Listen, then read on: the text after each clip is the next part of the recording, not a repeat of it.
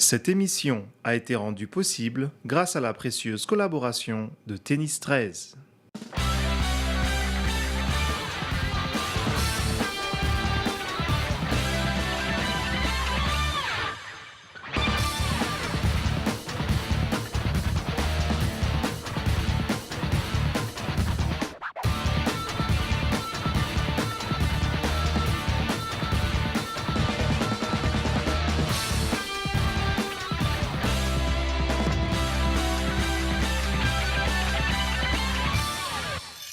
Cette semaine à Sportneuf Laval, Michel et moi, on reçoit Ariane Cloutier, la responsable cheer de l'équipe All-Stars de Laval.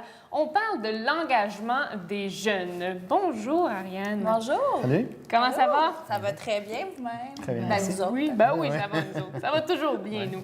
Écoute, cette semaine, comme j'ai dit, on parle de l'engagement des jeunes. J'aimerais, Michel, que tu nous spécifies un petit peu plus dans quelle mesure on s'enligne. Bien, c'est plus dans la... Moi, je dis toujours, pour performer, il faut vouloir travailler, il faut vouloir faire les efforts, donc il faut avoir... Et je me demande, de nos jours, est-ce qu'on retrouve toujours ça chez les athlètes? Est-ce qu'on retrouve toujours cette volonté-là de se dépasser? C'est de plus en plus rare, je pense. Plus on avance dans les années, là, plus on voit auprès des jeunes, notre clientèle majeure qui est le 11 à 15-16 ans. Là. Donc, on peut dire adolescent. Oui, le pré-ado, l'ado, là, Okay. c'est de plus en plus rare pour eux, cette valeur-là. Puis c'est vraiment une valeur qui est propre puis qui est première valeur pour notre sport, pour le développement de l'athlète aussi. Donc, Parce que c'est aussi de vouloir se dire, OK, bien, je m'initie à un sport, puis je vais me donner 2, 3, 4 ans avant de performer à des hauts niveaux, avant d'avoir la chance de gagner mes premières compétitions, mes premiers trophées, ces choses-là. Donc, j'ai l'impression que on se retrouve beaucoup dans une dynamique d'un succès rapide, immédiat tu sais, encore dans la façon, dans l'approche qu'ils ont. C'est toujours la priorité, c'est toujours la médaille d'or gagnée plutôt que de se développer vers, de se pousser au-delà de ses limites. Eux, c'est le résultat final là, qu'ils veulent obtenir. Pour beaucoup, là, puis c'est pas tout le monde, c'est pas tous les athlètes qui sont comme ça, mais de plus en plus. C'est plus présent. Oui, Oui, tout beaucoup à plus présent. fait. On retrouve beaucoup plus cette rapidité-là de succès. Puis c'est accessible aussi de plus en plus auprès de plusieurs athlètes. Donc, pour eux, bien, plus c'est accessible, plus ils sont portés à y aller. Le chemin de la facilité, Oui, il est de plus en plus long. Oui. C'est quoi les répercussions que ça peut avoir sur une organisation, comme une équipe de cheer ou comme toi, responsable, de dire justement, tu sais, je pense à des équipes où on a peut-être l'intérêt ou la motivation de se dire, bon, OK, bien, on va garder un noyau d'athlètes puis on va les amener à progresser pendant 2-3 ans. Mais quand on se retrouve là avec des athlètes qui partent à tous les ans, comment on essaie de remonter ça? Bien, pour nous, c'est sûr que nous, ça fait 2 ans qu'on existe, qu'on est en train de justement rebâtir ce noyau-là. C'est un travail qui est difficile, évidemment, parce qu'il faut vraiment qu'on ait un plan d'action à long terme, puis il faut qu'on fasse embarquer les athlètes et les parents, évidemment, dans notre plan d'action. Puis c'est d'expliquer aussi aux parents que l'athlète, ça sera peut-être pas la première année ni la deuxième qui va aller chercher sa médaille d'or ou qui va aller performer aux championnats mondiaux, par exemple, mais que notre plan, c'est de l'amener dans la 3e, 4e année. Puis s'ils restent ensemble, puis s'ils se poussent ensemble à se développer, bien, ils vont réussir plus facilement à obtenir ce résultat-là. Ça sera peut-être pas immédiat, mais il va y avoir une certaine progression Puis au la niveau de fierté l'équipe qui aussi. va en découler aussi va être vraiment plus sincère, je pense, plus authentique que si, par exemple, on décide d'y aller avec la facilité puis de s'en aller vers une équipe qui déjà a la notoriété de gagner. Puis, ben, je vais aller avec cette équipe-là parce qu'ils gagnent. Tout le temps. Puis, ben, peu importe, là, je vais être avec du monde que je connais pas. Puis là, souvent, ce qui arrive, c'est que l'année d'après, ces gens-là, ils changent d'équipe encore. Puis, on se retrouve dans une problématique où les jeunes changent beaucoup de clubs. Beaucoup plus de mobilité. Il n'y a pas nécessairement pas d'esprit d'équipe, mais d'appartenance. C'est ça, un attachement. C'est beaucoup plus difficile maintenant de le développer. Puis peut-être que ça vient aussi un petit peu des valeurs qui sont inculquées à la maison. Évidemment, bien, des valeurs de la société en général. Je pense qu'il faut regarder aussi au niveau société. sais, l'individualisation. Puis dans un sport d'équipe, c'est ça aussi le défi. Je trouve qu'il est plus présent dans une réalité d'équipe où, justement, tu veux essayer de garder tes noyaux, tes vétérans, puis de les amener. Mais il y a beaucoup de jeunes qui vont dire, ben moi, ils vont se regarder moi, ils ne seront pas nécessairement membres d'une équipe. C'est ça. C'est beaucoup le moi, c'est beaucoup moi ce que je veux, c'est je veux devenir meilleur, je veux être moi capable de faire ça. Puis c'est plus l'équipe, c'est plus mon équipe, j'aimerais qu'on soit capable de faire ça. C'est juste c'est vraiment plus le moi qui est présent dans un sport d'équipe.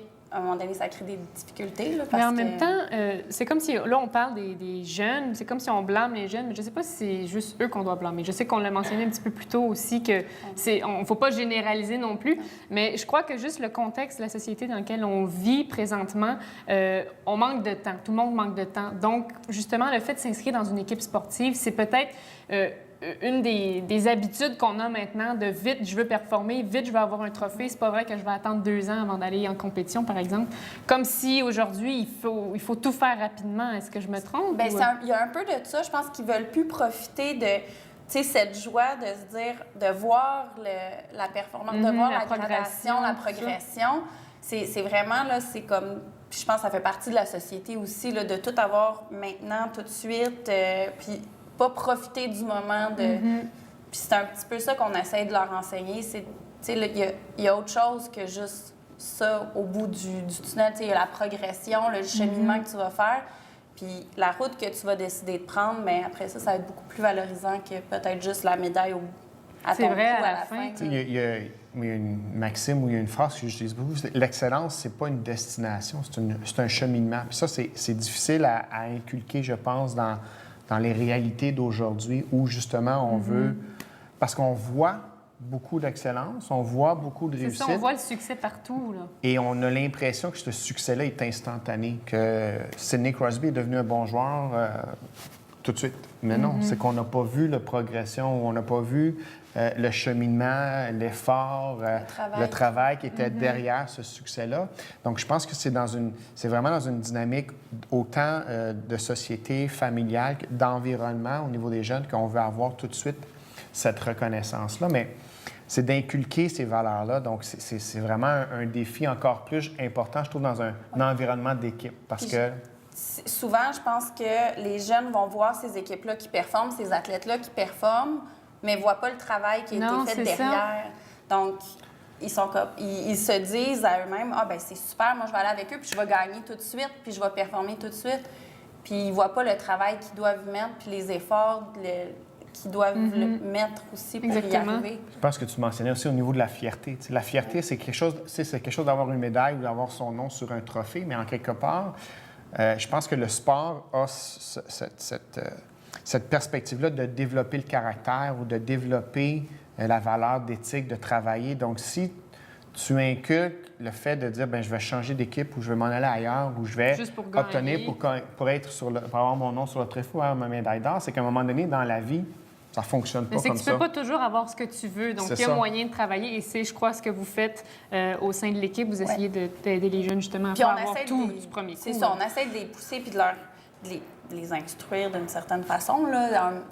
C'est dans les valeurs. C'est les valeurs que nous, on transmet. C'est ça. C'est le travail avant tout. Puis c'est le chemin que tu prends. Puis c'est le développement de l'athlète pour obtenir ce résultat-là et non le résultat tout de suite. Parce qu'on pourrait faire des équipes qui gagneraient tout le temps, puis qui seraient... Mais nous, on a une idée, puis on dit on veut vous amener là, mais ça va prendre du temps, ça va prendre des efforts. Parfait. Puis il faut qu'ils embarquent aussi. Là. On veut avoir plus d'informations sur l'équipe, oui, bien, si pour legacyallstars.com. Donc, sinon, on a notre Facebook aussi. On a une page Facebook Legacy All Stars. Donc, vous pouvez aller voir les deux. On est très actifs. Bien, merci beaucoup, Ariane, d'avoir été là. Au plaisir. Allô, Stéphane Champ pour les nouvelles du sport de Laval. Alors, le joueur de soccer Carl Ouimet, ancien joueur du Collège de Laval, vient de signer un contrat avec les Red Bulls de New York dans la formation de la Major League de soccer. Et bonne nouvelle pour l'athlète originaire de Terrebonne qui avait été soumis au ballottage dans l'organisation de l'Impact de Montréal le mois dernier. Le défenseur central âgé de 22 ans ne sera pas en terrain inconnu puisqu'il retrouvera son ancien entraîneur Jess Marsh ainsi que son ancien coéquipier Philippe Martin. Donc, Carl Ouimet, premier joueur de l'Académie, l'Impact avait signé un contrat professionnel et a disputé 11 matchs dans la MLS la saison dernière. Cette semaine à la chronique nutrition, Marie-France Lalancette, nutritionniste, nous parle de bonnes façons de se débarrasser de notre gastro. Bonjour Marie-France. Bonjour Sarah. Comment ça va? Ça va bien? Oui, ça va. J'espère que tu n'as pas la gastro en ce moment. Non, là. OK. non. Mais alors... ça s'en vient, c'est la saison. Oui. Alors, je trouvais ça important d'en parler parce qu'il y a beaucoup de gens qui ont de la difficulté à... ils traînent ça trop longtemps, finalement, alors qu'une bonne façon de réintégrer une alimentation progressive peut, en fait, nous amener peut-être à une gastro 2 jours là, au lieu d'une gastro d'une semaine. Donc, tu nous as dit qu'il faut éviter à tout prix le 7-Up quand on a la gastro. Le 7-Up flat. Pourquoi? Hein? C'est vraiment quelque chose qu'on traîne là, depuis des générations, je dirais, puis qu'il faut vraiment bannir. C'est un liquide très sucré qui crée un appel d'eau vers l'intestin, en fait, puis qui remplit les gastro. Alors, il n'y a rien de nutritif dans du 7-Up flat. C'est pas une bonne façon de nous réhydrater. Ou n'importe quel liquide sucré, est-ce que c'est ça? Oui, pourrait avoir à la limite le même effet, mais flat ou pas flat, en fait, non. Donc, pas à bannir le 7-Up. À bannir. Alors, qu'est-ce que tu nous suggères cette semaine? Alors, il y a des solutions de réhydratation qui se vendent en petits sachets, des Pédialyte, des choses comme ça. C'est assez dispendieux, alors qu'on n'a pas vraiment besoin de faire ça. Tout ce qu'on a besoin de faire, c'est de mélanger 1 pour 1 de jus d'orange et d'eau. Donc, une tasse d'eau, une tasse de jus d'orange. Oui. Ou si vous voulez faire 2 tasses d'eau, 2 tasses de jus d'orange. L'important, c'est le ratio. Et d'ajouter une petite pincée de sel, vraiment quelque chose, pas beaucoup, juste pour nous ajouter un petit peu de sodium pour remplacer les électrolytes. Dans un jus d'orange, il y a du potassium, il y a le sodium qu'on ajoute, il y a certains électrolytes qui sont fournis à peu près comme dans une solution réhydratante qu'on pourrait acheter vend en pharmacie. Tout ça. OK. Alors ça, c'est la première étape. Je vous dirais, après, quand on a arrêté de vomir, hein, on commence par rien boire et ne rien manger pour ne pas activer finalement. De toute façon, on n'a pas nécessairement envie de boire et manger non plus. Voilà. Quand ça fait à peu près 2-3 heures qu'on n'a pas vomi, OK, là, on peut y aller avec ça. Puis, la première journée, ça peut être juste ça aussi, le temps qu'on se replace. C'est vraiment une réhydratation à faire progressivement, des petites gorgées à la fois jusqu'à temps qu'on se sente mieux. Habituellement, le lendemain, on est capable de manger effectivement un petit peu plus, mais si on mange n'importe quoi, on revient à son alimentation trop vite, on risque de réactiver la gastro. Alors, qu'est-ce qu'on mange dans ce cas-là? Alors, c'est sûr que il y a certaines choses dans nos traditions de grand-mère qui sont bonnes, hein, comme tu disais, le bouillon de poulet, avec une soupe au riz, finalement, avec du poulet dedans. On essaie de pas mettre trop, finalement, de matière grasse ou de fibres.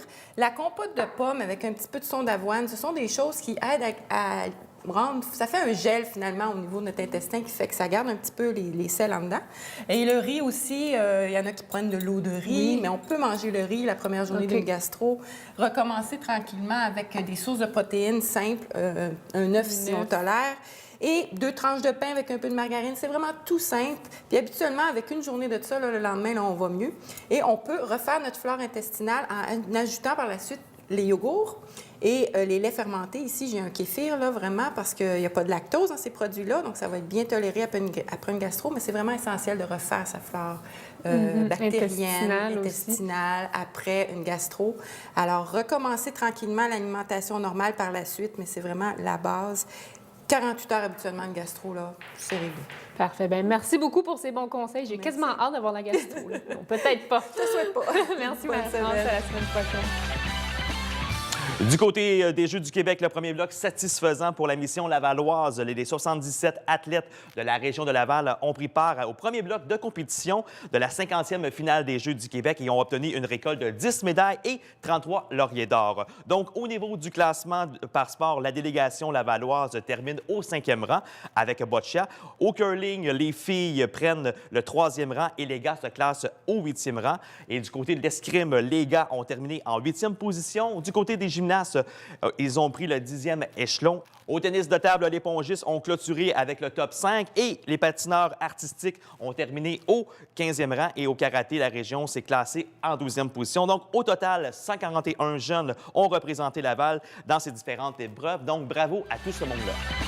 De retour en studio avec notre deuxième invitée de la semaine. Elle se nomme Justine McNeil. Elle est entraîneur de l'équipe junior et senior de l'équipe All-Stars Legacy. Et on va poursuivre avec elle notre discussion qu'on a débutée un petit peu plus tôt concernant l'engagement des jeunes athlètes au sein d'une équipe. Bonjour Justine. Bonjour. Salut. Comment ça va? Ça va bien, vous? Très bien, merci. Oui, ça va bien. Écoute, on poursuit notre discussion sur l'engagement des jeunes et l'effort. Moi, j'aurais aimé savoir, tu m'as dit un petit peu plus tôt, tu m'as confirmé que parfois, ça arrivait que tu avais des conflits avec les parents. Oui. Tu vois, moi, j'ai l'impression que notre société aujourd'hui, il y a une espèce de compétition entre les parents, comme si les parents voulaient toujours que leur enfant soit le meilleur, performe davantage. J'aimerais savoir si ça t'arrive des fois d'avoir à gérer un peu ce genre de conflit-là avec les parents de tes athlètes. Oui, oui, souvent. Effectivement, les parents, souvent, ils voient leur fille ou leur enfant, c'est la meilleure, c'est elle qui devrait être en avant dans toutes mes positions. Puis ça, c'est difficile à gérer pour nous parce qu'on a la pression des parents, mais aussi la pression que c'est l'équipe qu'il faut qu'il performe, c'est l'équipe qui est devant, c'est pas l'athlète. Donc, souvent, le parent n'est pas d'accord avec nos décisions. Puis ça peut générer des conflits. Les perspectives sont différentes. Moi, j'ai été coach, je suis parent, je suis spécialiste au niveau impliqué avec différentes équipes. Donc, c'est sûr que c'est difficile à comprendre l'expertise, les champs d'action de chacune personne dans une dynamique où il y a un respect par rapport à l'entraîneur. L'entraîneur a un respect à avoir vers le parent et vers l'athlète. Puis dans un sport d'équipe, mais il y a vraiment la perspective de l'équipe. C'est une unité. L'équipe, c'est une unité. J'ai pas 12... C'est que vous ne travaillez pas 15, seulement au développement d'un seul athlète. Donc, c'est pas toutes les forces qui sont mises sur une personne. C'est l'équipe qu'il faut gérer. C'est difficile à voir souvent pour les parents que c'est une équipe, c'est pas un athlète. C'est un sport d'équipe. Parce qu'il y a un attachement, veut pas individuel à un athlète, à un membre de l'équipe. Ouais. Donc, ça, c'est présent, j'imagine, comme dans ton environnement. C'est quoi comment ça peut avoir affecté ou comment ça peut affecter ton coaching? Bien, c'est sûr que nous, où on coach, il y a des belles fenêtres derrière nous. Donc, les parents sont directement en contact avec nos pratiques. Ils savent ce qui se passe. Ça a un côté positif, ça a un côté négatif. Positif parce qu'ils voient le développement de leur enfant, ils voient qu'est-ce qu'on fait en pratique. Puis l'enfant peut pas dire on n'a rien fait ou Mais par exemple, les parents sont beaucoup plus impliqués, ils se sentent beaucoup plus impliqués, oui. Puis des fois, ils veulent eux-mêmes venir coacher l'équipe ou changer des petits trucs. Puis ils vont souvent aller Défaire un peu. Défaire, qu'est-ce que toi, qu'on t'as veut prévu. faire ou Mais en même temps, il n'y a pas juste du négatif. Parce que, comme tu l'as mentionné, c'est important que les parents soient impliqués. Ce sont leurs enfants. C'est eux nécessairement qui payent. Donc, ils veulent qu'il y ait peut-être un certain retour sur leur investissement, si je peux dire ça comme ça. Mais est-ce que tu crois que cette espèce de désir de l'enfant, que le parent veut qu'il performe, cette espèce de valeur-là, fait en sorte que toi, tu as de la difficulté avec tes athlètes? Est-ce que ça se ressent, ça, cette espèce de désir de performer? Oui, ça se ressent parce que souvent, les parents vont prendre la défense de leur enfant ou si moi, comme entraîneur, je veux pousser une athlète parce que je le sais qu'elle est capable d'aller plus loin ou qu'il est capable d'aller plus loin, quand le parent Te coupe là-dessus. me coupe, l'herbe sous le pied, c'est plus difficile pour moi d'aller pousser parce que son parent dit le contraire de ce que moi je dis. Mais par contre, un parent qui sait que son athlète peut aller plus loin, son enfant peut aller plus loin, comme moi, je sais que mon athlète peut aller plus loin, peut pousser en ma faveur puis m'aider à améliorer la performance de l'enfant. Comment est-ce qu'on gère tout ça, Michel? Moi, je toi qui connais ça. Dans les réalités, c'est comme quand je me suis impliqué au niveau, justement, c'est de connaître les réalités d'un entraîneur, connaître les réalités d'un parent. Je pense que souvent, le pont ne peut pas nécessairement se faire facilement. Tu sais, de la réalité de... Je pense pas que tu aies d'enfant, donc d'avoir cette volonté-là. Tu sais pas encore c'est quoi, ça, exactement. ton Pas, donc, enfant c'est pas, donc il y a cette éducation, si on peut dire, au niveau des... Puis il y a beaucoup de jeunes entraîneurs aussi ou d'entraîneurs que peut-être au niveau peut-être d'expérience de vie ou d'avoir ces réalités-là parentales. On ne connaît pas c'est quoi vouloir. Exactement. Donc, on ne connaît pas encore c'est quoi vouloir pousser son enfant ou vouloir que, en quelque sorte, son enfant. Donc, puis je pense que comme parent, ça rajoute de la pression. Parce que tu parlais par rapport à si l'athlète est conscient. Oui, l'athlète souvent est conscient qu'il doit performer pour papa ou maman. Puis performer ça pour l'équipe aussi. Oui, exactement. Mais tu sais, il faut en quelque sorte qu'il ait un rôle important. Il faut en quelque sorte qu'il réussisse à travers l'équipe. Donc, c'est important ça rajoute. Et si on est capable de, en quelque sorte, délimiter chacun nos champs d'expertise, nos champs d'action, puis juste coordonner, s'assurer que les messages... Moi, je dis toujours, jamais de mauvais parents, jamais de mauvais entraîneur, mais il y a souvent des mauvais matchs entre les valeurs, les visions que j'ai comme entraîneur, puis les valeurs et les visions que j'ai comme parent. Donc, c'est vraiment essayer de trouver l'encadrement dans lequel, pas moi comme parent, je vais être à l'aise, mais dans lequel mon enfant qui va performer va être à l'aise. Puis je pense que c'est intéressant d'avoir une organisation où, justement, on a une planification à long terme, une vision à long terme de voir c'est quoi les valeurs qu'on va inculquer. Je pense qu'au niveau de Legacy... Bien, oui. On a des belles valeurs. Les parents sont beaucoup impliqués. Puis j'entretiens une bonne relation avec la plupart de mes parents. Je monte les voir, on discute. Oui, parce que là, on parlait du côté plus négatif, mais tu as des belles relations. Oui, j'ai des c'est belles pas relations tout avec... négatif. Non. Effectivement, on entretient des très belles relations. Les parents sont à l'aise de venir nous parler, puis sont confortables de dire leur inquiétude ou leur satisfaction. Puis c'est totalement correct, ça aussi. Moi, je me pose toujours la question, est-ce que quand tu avais une idée de ce que c'était coacher, c'est réaliste à ce que tu fais? Non. Okay. Quand on prend la place de l'entraîneur, parce que j'ai été athlète pendant longtemps avant, quand on prend la place de l'entraîneur, c'est là qu'on voit les difficultés que l'entraîneur a à gérer. Tu dis, mon entraîneur, il n'était pas si mauvais que ça, finalement. Exactement. Parce que je ne sais pas qu'il n'est pas mauvais, c'est encore là, c'est que je ne connais pas toutes ses réalités, je ne connais pas ses défis, je connais pas... C'est difficile, la gestion de groupe. Il faut que tout le monde soit satisfait, la performance de l'équipe, le stress des parents, des compétitions qui arrivent. On a beaucoup de choses à gérer, les étapes. D'éléments qu'on n'est pas conscient comme athlète. J'ai en quelque sorte ma personne, puis ma performance, puis mon rôle à jouer à l'intérieur de l'équipe. Mais comme coach, c'est complètement une réalité complètement différente. Moi, je dis souvent, c'est pas parce que j'ai été un bon athlète que je suis nécessairement un bon entraîneur. Il y a d'autres réalités à considérer. La transmission, oui, des habiletés techniques, physiques, mais il y a aussi la façon d'interagir avec les gens, avec mon responsable, avec mes parents, avec mes athlètes. C'est complètement des réalités complètement différentes. Oui, effectivement. En terminant, est-ce que vous avez une compétition qui s'en vient? Oui, on s'en va en compétition.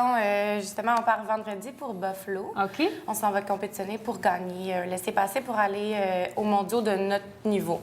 Donc, il y a les mondiaux niveau 5-6, pour ceux qui connaissent ça, puis les niveaux 1, 2, 3, 4. Donc, on espère bien avoir des chances. Bien, moi, je vous le souhaite. On va vous souhaiter toutes les meilleures chances et bon succès pour le futur de l'équipe. Puis au plaisir de te retrouver.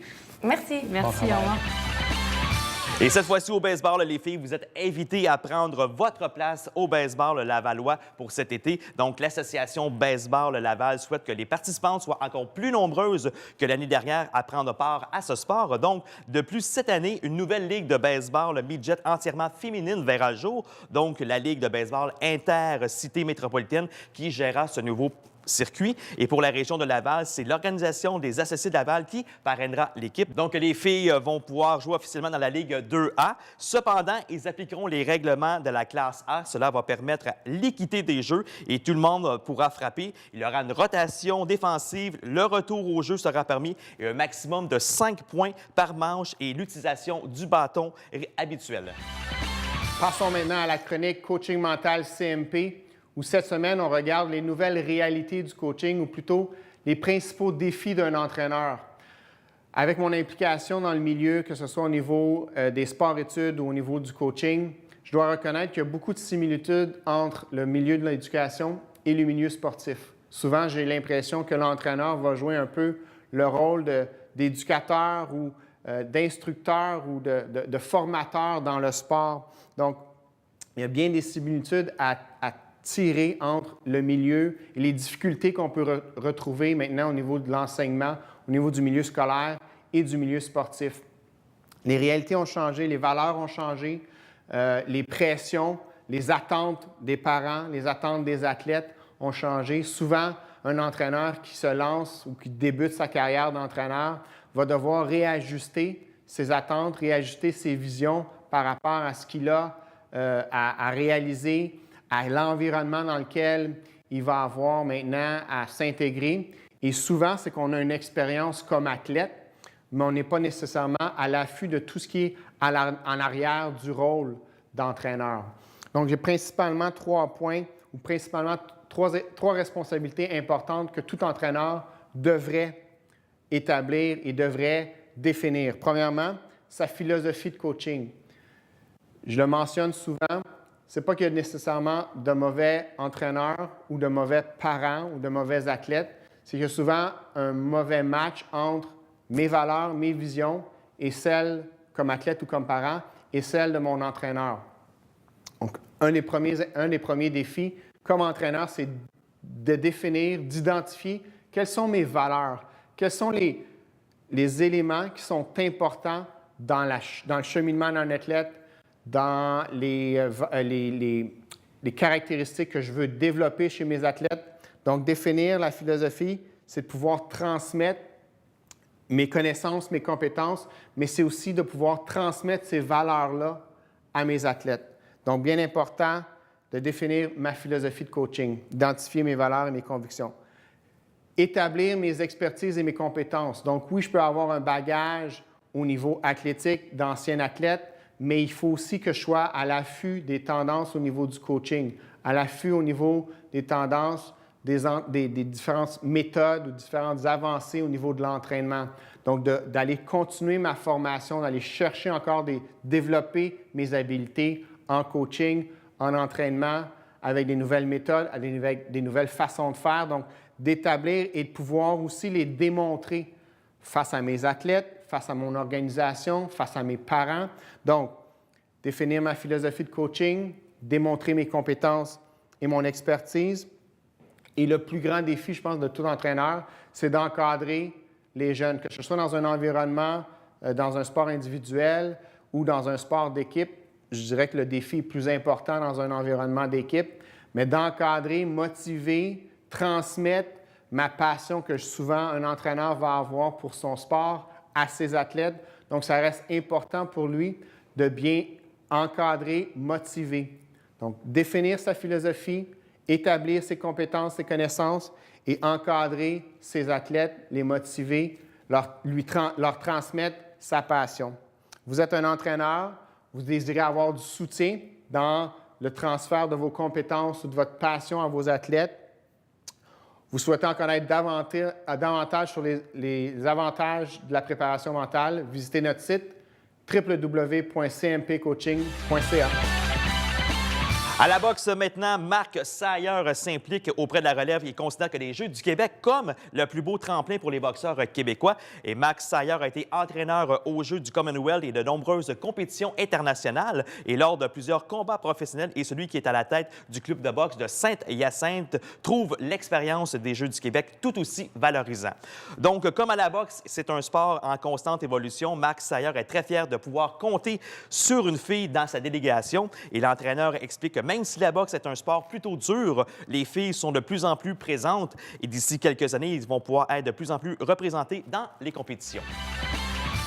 Et voilà, c'est ce qui met fin à cette émission de Sport Neuf Laval pour la semaine. On va remercier toute notre équipe en studio ainsi que nos invités. Merci à toi, Michel. Merci, Sarah. Ça fait plaisir. Et en terminant, n'oubliez pas d'aller répondre à notre question sur notre compte Twitter à Sport Neuf Laval. On veut savoir cette semaine, croyez-vous que les jeunes d'aujourd'hui, les jeunes athlètes d'aujourd'hui plutôt, veulent gagner, mais sans mettre les efforts nécessaires? Qu'est-ce que tu en penses, Michel? Moi, je pense que cette valeur-là du travail, de l'effort, elle est moins présente que ce qu'elle a déjà été. Est-ce que c'est par un changement des valeurs familiales, un changement de valeurs dans la société? Je pense qu'on est habitué à avoir un résultat immédiat, un succès immédiat. Donc, de devoir travailler, pratiquer et se développer, progresser dans le temps, je pense que ça demande un défi important aux jeunes athlètes. Ça ne veut pas dire qu'il n'y a pas personne qui est prête à le faire, mais je pense que c'est un défi qui est plus important. Puis c'est une dynamique au niveau d'une organisation ou d'un coach qui est encore plus important dans un environnement d'équipe, je pense. Toi, comment tu perçois la situation? Tu vois, de mon côté, je crois que c'est important, tout d'abord, de ne pas généraliser. Il ne faut pas dire ça de tous les jeunes. Mais en même temps, moi, je crois fort, dur comme fer, que ce sont les parents qui élèvent les enfants. Donc, s'il y a certaines lacunes, s'il y a des problèmes à quelque part, il ne faut pas nécessairement blâmer les jeunes parce que les jeunes sont le résultat de notre société, sont le résultat, exactement. Ils sont modelés par les parents, par la société, par l'éducation. Donc, je crois que ce serait à ce niveau-là qu'il faudrait travailler des choses plutôt que de blâmer les enfants. Mais bref, ce n'est que notre opinion. On veut savoir ce que vous en pensez. Gênez-vous pas à venir répondre à notre question. Et d'ici là, eh bien, on vous dit à la semaine prochaine. Au revoir.